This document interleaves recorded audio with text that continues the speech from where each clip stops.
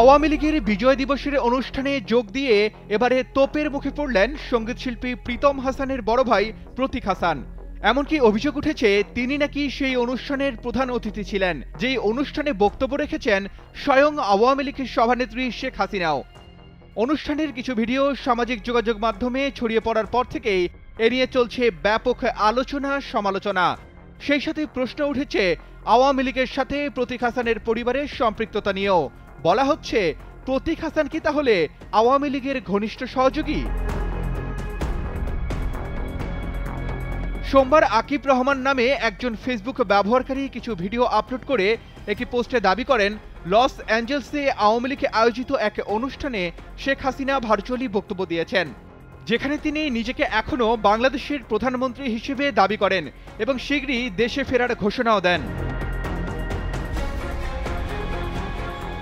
Facebook পোস্টে প্রকাশিত ভিডিওতে দেখা যায় প্রতীক হাসান এই অনুষ্ঠানে দাঁড়িয়ে অনুষ্ঠানটি উপভোগ করছিলেন এবং সাবেক প্রধানমন্ত্রী শেখ হাসিনার বক্তব্য মনোযোগ সহকারে শুনছিলেন। আকিব রহমানের সেই ফেসবুক পোস্টটিতে আরও দাবি করা হয় আওয়ামী লীগে আয়োজিত এক অনুষ্ঠানে শেখ হাসিনা ভার্চুয়াল বক্তৃতায় 15 আগস্টের ঘটনা, মুক্তিযুদ্ধে ভারতের ভূমিকা এবং তার সরকারের বিভিন্ন সাফল্য তুলে ধরেন। তবে তার বক্তব্যে 24 জুলাইয়ের আন্দোলনকে অগ্রাহ্য করার পাশাপাশি নিজেকে হত্যার চেষ্টার অভিযোগ তুলে প্রবাসী বাংলাদেশিদের মধ্যে আলোচনার জন্ম দিয়েছেন।